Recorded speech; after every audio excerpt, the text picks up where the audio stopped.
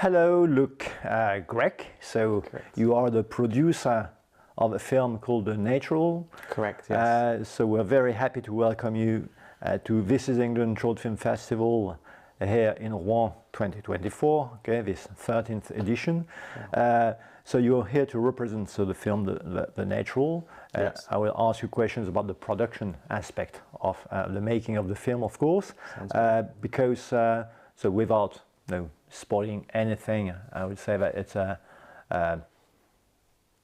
very important moment in the life of an actor when realizing that his aspirations are maybe not what he thought. He's got some kind of disappointment at one time in his life, but maybe it's going to be good for him. It's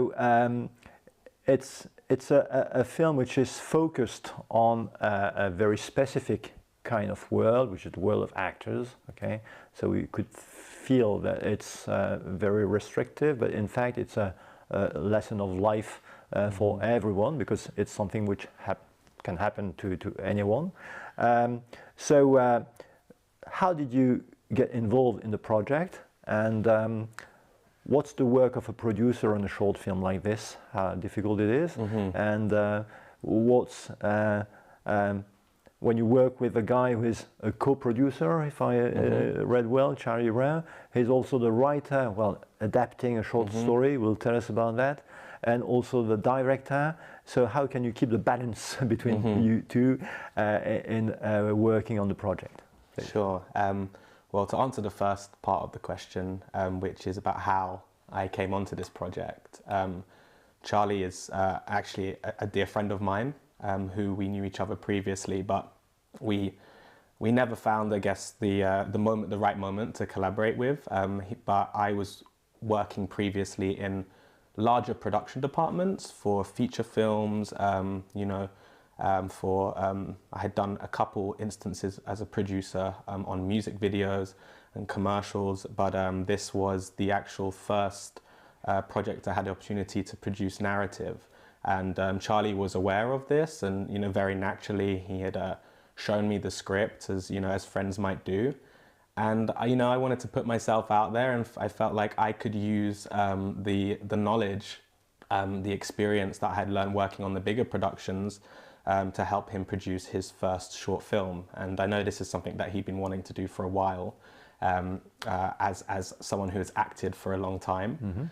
So it kind of quite naturally fell into place, and he sent me the script, and the script from my eyes was always very strong from the get-go. I thought it was a very perfect piece for him. I felt like, knowing him as a person, but also has his ambitions as a director, I felt like I could relate through his eyes to his connection to this specific story. So I guess, you always have that initial excitement of, okay, this is happening. Then it's the very real of how are we going to get there? And I guess this is where I kind of fill in the gaps for Charlie, and we initiate the pre-production process. I can't remember. I believe we shot this in the beginning of the year, so January, February time. And we probably first spoke about the project a few months prior to that. So we had to anticipate that, things do slow down at the end of the year. It's always quite hard to shoot a film in December time. And short film is all about, at least from my experience, short film production, just like anything, is you really want to harness that momentum. And that momentum can come into place. Like, sometimes it really kicks off 2 weeks before you shoot, because you're asking for a lot of favors a lot of the time. You're asking, for people to maybe take some of the time from the bigger projects they might be doing. So it's a lot of schedule alignment, and it's quite hard for people to foresee, unless they, it's a couple weeks in advance. So to deal with something like, we started getting excited about it, but almost we had to put it on pause and restart, after December. But we got, the cogs turning, and we started putting it on people's radars. And I think once the new year started, we really came in with that kick, and things did fall into place. And as you said, Charlie had multiple roles on this film, Yeah. and that's a great asset a great thing about Charlie as a person. He's a highly ambitious individual. And when he told me, he'd written it and then he wanted to star in it and direct in it, and this was a great ambition to have, and I'm not surprised it was there. So obviously, as the first narrative I was producing, it was like, okay, so this is not maybe the simplest thing to start on from a logistical point of view, but there's always this, I guess, it's always common sense to it. There's always the same principles to it, and in this case, it was maybe slightly more challenging for those reasons of him assuming multiple roles. But it was the same principle of, we need to basically facilitate as much as possible so we can give for as smooth as an experience. And also like educating along the way and learning along the way. But I think, constantly having a discussion, constantly scheduling, preempting what is happening next. And even if, you might not have been completely exposed to the natural structures, because this was my first shoot as well, you can understand what you need to make a film. And as long as you give enough time for those pieces to come together, then, I think it's as straightforward as that sometimes. So yeah, I think we went through, our initial first step would have been casting. One of the main roles was already solved, which was Charlie. And then we were lucky to get Marianne. We did a casting process, and the actress who played Marianne really kind of stood herself apart from everyone else. And I think that fell into place. We gave enough time for her and Charlie to familiarize with themselves as a director and actor, but also actor and actor. Yeah. And discuss the ideas and to develop and collaborate on the ideas. My job is to create the vessel for them to do that. Then we start thinking about the more kind of specific logistical things. So we start thinking about the arts, we start thinking about the locations. We were quite fortunate. We had there was a theatre that was in our old school that we went to. The Phoenix Theatre. So we checked it out, and they were obviously more than happy to support us many years down the line. Yeah. That kind of fell into place. Obviously, we went through our kind of location agreements as you would of anyone. And there are, you have your insurance policies and you have, your fees and whatnot, but, they definitely helped give us a bigger production value given the resources we had to play with. The restaurant, as you know, the film is almost like a location of two different parts. The restaurant is a restaurant we all know very well on a personal level. So it was, this is quite the beautiful thing about short film as well. You start having to think outside the box. And obviously, you balance what is available versus what you want, and you find a middle ground between the two things. And I think there was always a part of me that had gone to this restaurant. We have a mutual friend of us that was always waitering there. So as friends, we would go there. There was always a part of me that was like, this would be fantastic in a film. I didn't know what film. So when Charlie started discussing about the aesthetic he desired for the natural, which was kind of leaning into, I guess, the French bistro. In reality, this restaurant isn't that at all. But you have the lovely wood panels. You have, the layout with the way that the front is with the open kitchen, and it all kind of fell into place. And the length of it, I think, provided something quite nice for the camera on screen as well. Obviously we had to light it up, and we had the wonderful Toby Elwes on that job, who worked very well within the space, but naturally it also did have that ambience to it. So the pieces again were always falling into place, but I think you always have to be in your head a few weeks in advance, so you can help pave the way for everyone to be able to do their part. And obviously that beast starts to grow in itself when you start to wrangle more crew.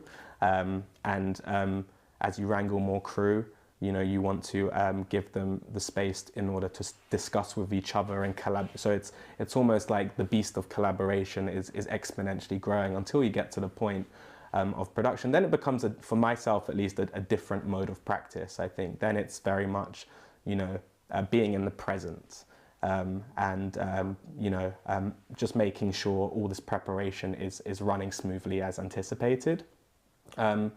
And we shot over, I believe it was a 2-day shoot. So, Right. you know, again, it was kind of, the days were based around the locations. We shot a bit around the locations as well. So you would, when one does watch the film, you would see there are some exterior elements, and we kept them very much in close vicinity and proximity of the locations that we shot within. So, yeah, so that's kind of, you know, how it all unraveled from the get-go. Yeah, well, it's quite amazing because all what you talk about is quite invisible when you watch a film, okay? Because you're in the film, and for instance, this scene when he throws in the bin, no, you never managed to do that in real life, okay? So I guess there must have been a few takes before you managed to do that. Yeah.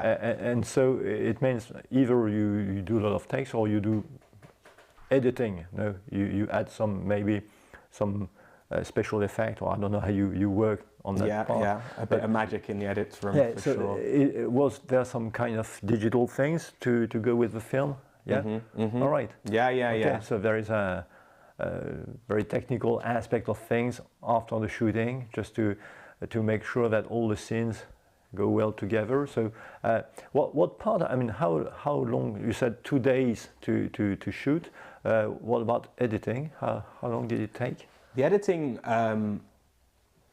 was, it was a few months, because we had, well, the editing itself was, I believe, within a month.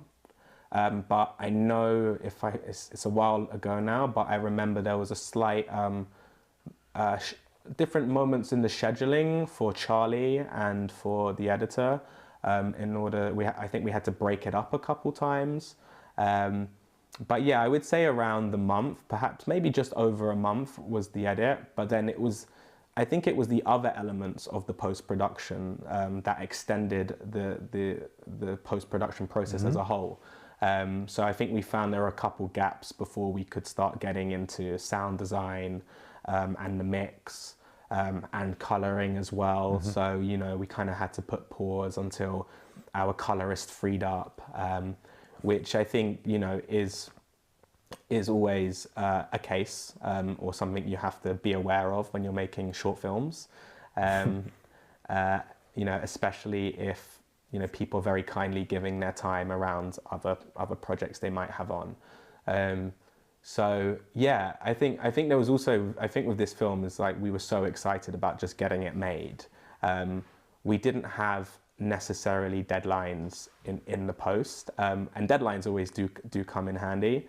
But you know, I think were quite sequential in how we were looking at, for example, the distribution of the film, and you know, getting it to festivals like this. We kind of, you know, we definitely crossed that bridge later in time. But that's because there were a couple, you know, hurdles regarding timing and scheduling. We couldn't quite anticipate that until we obviously locked the film in. So yeah, no, it was, you know, all the different pieces definitely prolonged the editing process. But, you know, I think we were in great hands. We had a great team, and no, we were very grateful for the people that contributed in post-production as well as everything else. So you mentioned the fact that altogether you had about 25 people working on the film. That's it. Yes. Which is a lot of people, not at the same time, of course, different times during the process. Well, I'd say actually probably on the days of shooting, we were hitting that 20 to 25 region. I think in total, like when you include the entire crew through post-production, we're probably more hitting the 30 mark when you have everyone down on paper. But yeah, on the days, yeah, we crew and cast between the 20 and 25, which was, you know, I've shot films since then, short films with much more skeletal crews, a lot more guerrilla style, you know, which sometimes you just have to do. Yeah, I think we were quite lucky given that, you know, Charlie was very much in a place he wanted to make this film now.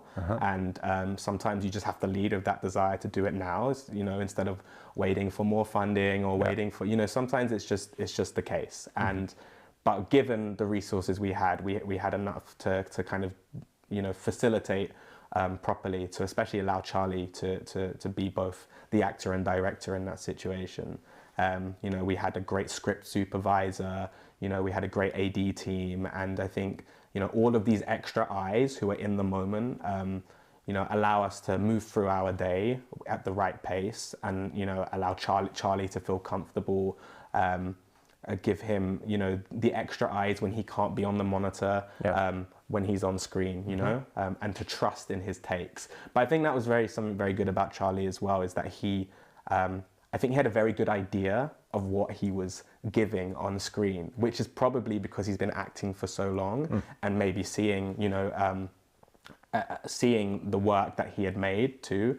You know, I think you have an awareness maybe that, you know, that maybe some might not have. And so he was kind of in the moment, very much being the director and the actor at the same time. All right. About the specifics of money aspect in short films, when you produce a feature film, you expect returns. Yes. When you produce short film, I mean, you can't expect many returns in terms of money, because as you said, you go through festivals. Yeah. You may win an award, and so some money with it, but it won't pay all the bills. Yeah. So how do you organize this spending and no money and all the budget things? So how do you work on that? Do you try to get as much money as possible, and then you say, okay, we've got that amount of money, so that's what we can do? Or do you first work on the project and say, we need that amount of money, and then look for money? I think in some cases it's the latter. You can do it that way. And I think I've worked on projects that have more ran with the idea and chiseled out the kind of the logistics required to facilitate for that idea, and then, okay, how do we get that money?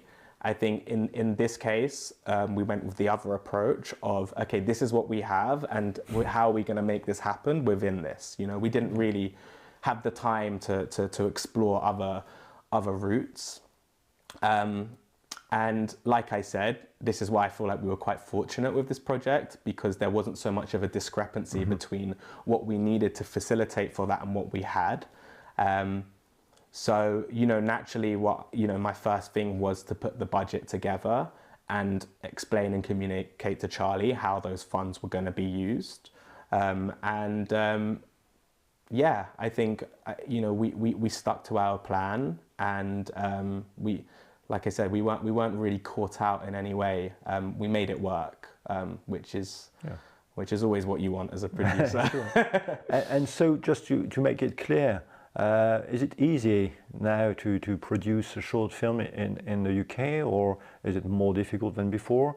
Has it always been difficult? Who gives the money? And I know the National Lottery maybe sometimes. Yeah, I mean, there's a lot of great funding opportunities. I haven't been the recipient of many of them. So it's always been a case of thinking outside the box with funding too.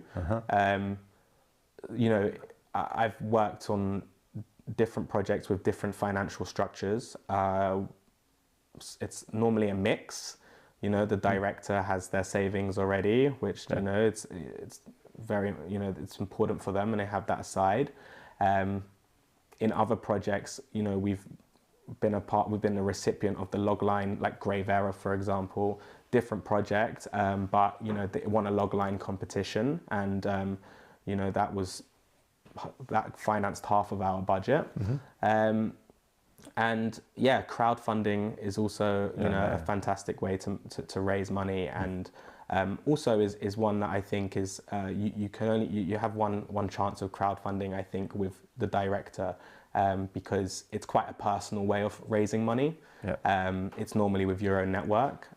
We didn't do that in The Natural, but yeah, I think you know, it always amazes me, and like, you know, I'm always so grateful to see, you know, how many people really come together and you know, help you make the film happen. It's really special when it does happen, and it's happened on 2 different projects of mine with 2 different directors, and you know, it's just a testament to their network. So sometimes you do have to go down these routes, and you know, we do try the funding opportunities, but you know, it's very competitive, and there's a lot of great work going, and there's a lot of criteria out there as well, and you know, sometimes your film just doesn't match that criteria. It's also locked in the calendar, so you know, if we want to make a film in January, but you know, the funding is in May, you know, time is a thing too. So it's really a combination of things that make funding available. So that's why you need a producer. That's why I guess you do need a producer sometimes. Well, thank you very much, Luke. No problem. And we'll talk again for another film. Yes, exactly. So, thanks a lot. Amazing. Thank you for having me.